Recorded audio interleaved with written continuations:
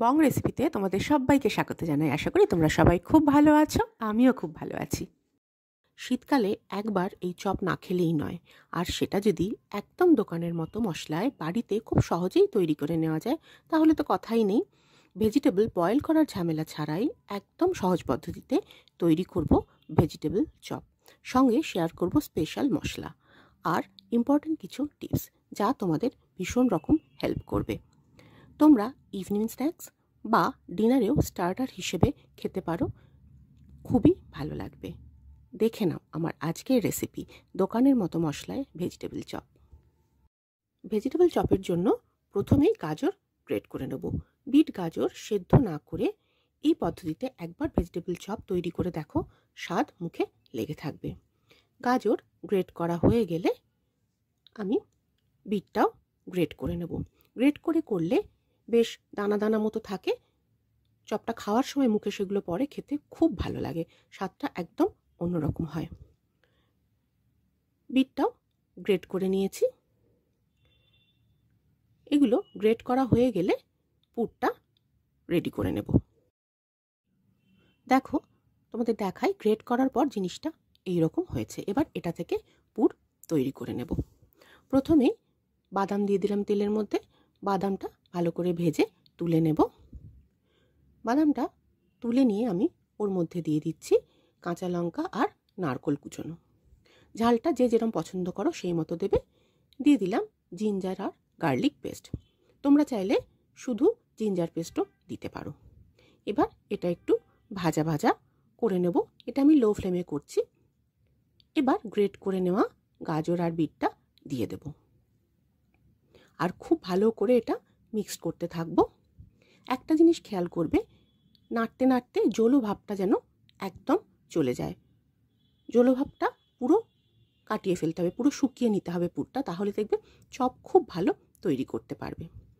জলো ভাবটা আমার চলে গেছে, তোমরা দেখেই বুঝতে পারছো কালার দেখে। এর মধ্যে আমি আলু সেদ্ধ দিয়ে দিলাম। এখানে আমি 4টে ছোট সাইজের আলু নিয়েছিলাম, আর সেই সঙ্গে অ্যাড করে দিয়েছি আন্দাজ মতো নুন আর চিনি।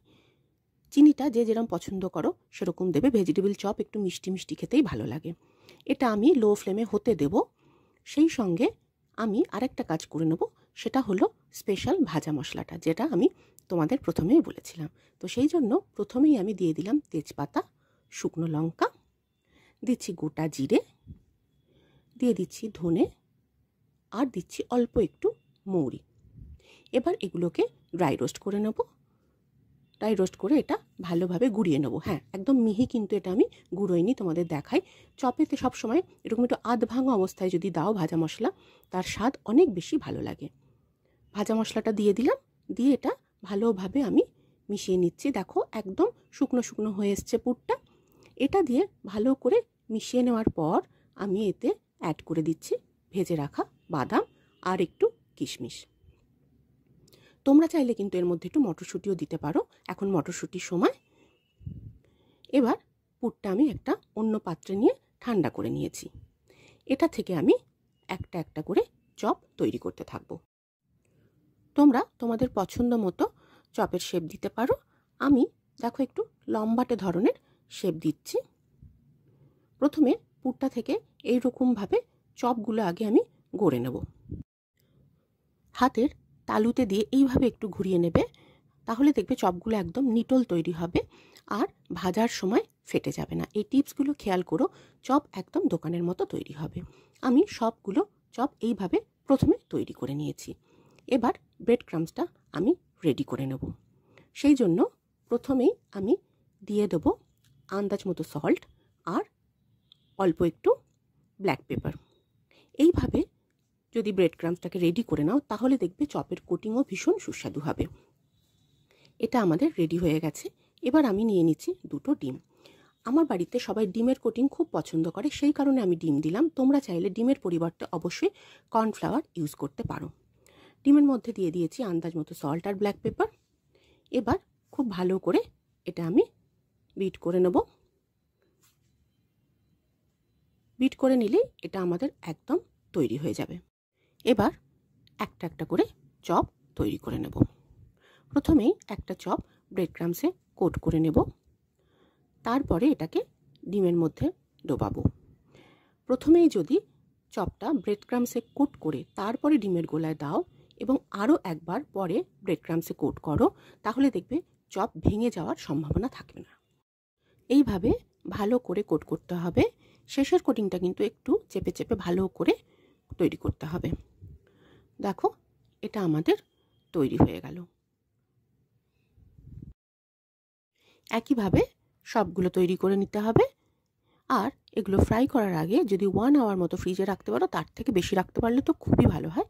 তাহলে দেখবে ফ্রাই করার সময় খুবই সুবিধা হবে, মানে সেট হয়ে যায় তো চপটা। তাহলে কি হবে, ব্রেড ক্রামসগুলো তেলে পড়ে তেলটা কালো হয়ে যাবে না। চলো এবার এগুলো ফ্রাই করে নিই। তেল আমাদের একদম গরম হয়ে গেছে। এবার খুব সাবধানে একটা একটা করে চপ তেলের মধ্যে দেবো। একসাথে কিন্তু কখনোই অনেকগুলো চপ দিয়ে দেবে না। আর ধার থেকে এইভাবে তেল তুলে তুলে ওপরের দিকে দেবে, তাহলে দেখবে চপ ফেটে যাবে না, সব দিক সমানভাবে ভাজা হবে। আর অবশ্যই মিডিয়াম ফ্লেমে ভাজতে হবে। চপগুলো উল্টে পাল্টে ভেজে নিয়ে সুন্দর রং ধরলে তুলে নেব আর গরম গরম সার্ভ করব। কালার দেখে বুঝতে পারছো একদম পারফেক্ট ফ্রাই হয়েছে। তাহলে আর কি, ঠান্ডা থাকতে থাকতেই চটপট যে কোনো দিন বানিয়ে নাও ভেজিটেবল চপ, আর আমাকে কমেন্ট করতে ভুলো না কেমন লাগলো। সন্ধ্যের জলখাবার হিসেবে এটা আজকে আমি টমেটো কেচাপের সাথে সার্ভ করছি। সঙ্গে থাকবে অবশ্যই গরম গরম চা বা কফি। তোমরা এটা ডিনার হিসেবেও সার্ভ করতে পারো, যেমনটা আমি করেছি ভেজ পোলাও, ফুলকপির কষা আর ভেজিটেবল চপ, সঙ্গে অল্প একটু স্যালাড। আমার আজকের রেসিপি ভালো লাগলে একটা লাইক শেয়ার করে দিও প্লিজ, আর চ্যানেলটা সাবস্ক্রাইব করে আমার সঙ্গে থাকতে ভুলো না। তোমাদের জন্য আরও নতুন নতুন রেসিপি নিয়ে আমি চলে আসব। আর সবাই খুব ভালো থেকো, সুস্থ থেকো, সবার খুব ভালো ক্রিসমাস কাটুক। আবারও দেখা হচ্ছে নতুন কোনো রেসিপির সাথে।